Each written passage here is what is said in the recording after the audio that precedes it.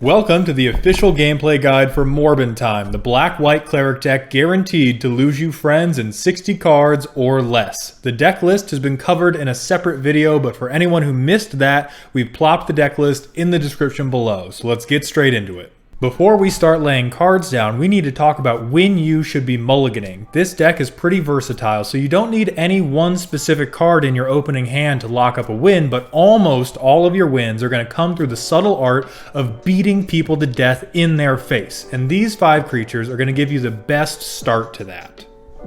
For a hand to be worth keeping, you want at least 2 lands, 1 of these creatures, and then 1 of either removal or recursion. If you get a bunch of these creatures, you can greed out and ignore interaction spells, but no matter how much interaction you get, if you don't have at least 1 of these creatures, your board is probably not going to come together fast enough to let you beat any. Now let's talk about who we get to kick the shit out of and who gets to kick the shit out of us, starting with my least favorite color, green.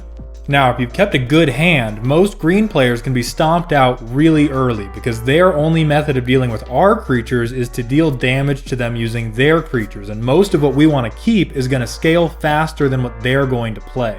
In this game, it was pretty lucky to get 2 Shadow-Rite Priests and have Homestead Courage, but if we had gotten a Voice of the Blessed or if we had gotten an Evolved Sleeper, we could have done a very similar thing, and the green player would have been able to do nothing but sit there and pout. But one big caveat with green is that you do need to have some type of removal and you do need to hold it, because there will come a point in every game against a green player where they're going to drop some gigantic Timmy creature, or in this case, drop a creature they mean to put an infinite amount of 1/1 counters on. Now in this game we were able to remove it the very next turn, and then they just rolled over and died, right? We get to pass go, collect $200 and dance on their grave. Now, in this game, against a blue-green player, which is the exact same Timmy shit as a mono-green player, we have gotten a great creature start. We've got the Evolved Sleeper, but we did not keep any fucking removal.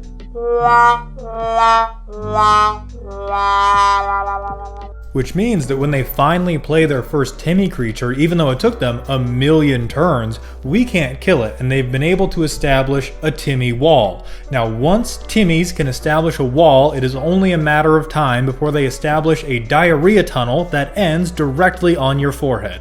Mere moments later, this Timmy has destroyed all of our original creatures and filled the board with bullshit, dooming the rest of this game to being poop flung into our face.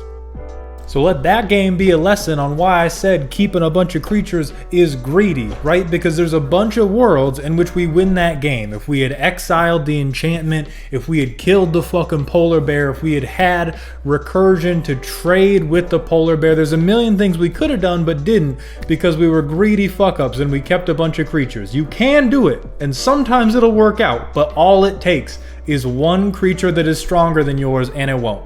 So of course, now we're going to talk about the colors where you should keep a shitload of creatures, and that is going to be red and black. In this game, we've kept a totally serviceable hand, but when we go to play our first creature, it's gone. So we go to play our second creature, and it's gone. And we go to play our third creature, and it's almost gone. Finally, we have enough mana to protect that one, but at that point, it does not fucking matter because we're so far behind on board state and we don't have a way to play catch up.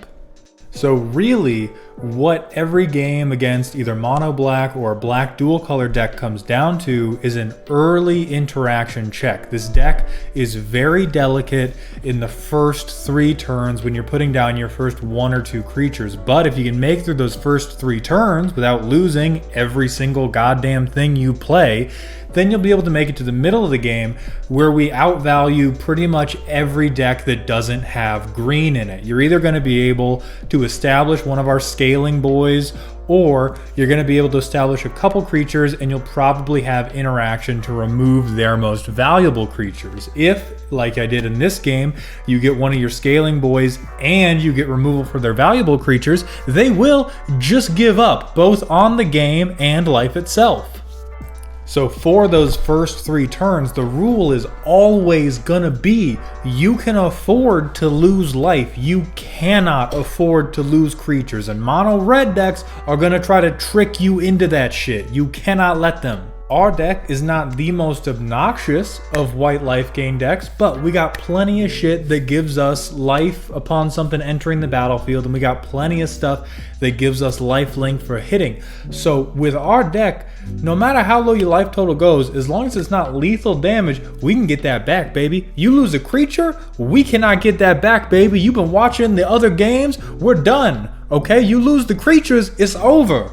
Now this red deck is even running some interaction to get rid of our creatures, but if you notice, they are running it outside of the first 3 turns, so we don't give no fucks about it, okay? My toxic brothers and sisters, I promise you this with this deck, okay? As long as you make it to the mid game without trading away creatures when you don't need to, you will be able to play a scaling creature, you will be able to get some life gain triggers, and you will overcome. Now, we talked before about how with green you gotta have removal and you gotta sit on it. For most of the other colors, you can use your best judgment about what you want to remove, right? Except for blue-black. I am telling you this right now. I promise you, if you see somebody play some blue mana and then some black mana, that motherfucker has Tasha's Unholy Archmage in their hand that moment. I don't care if it's your best friend since childhood and they swear on their mother's life, oh, I ain't dropped Tasha's yet. They have it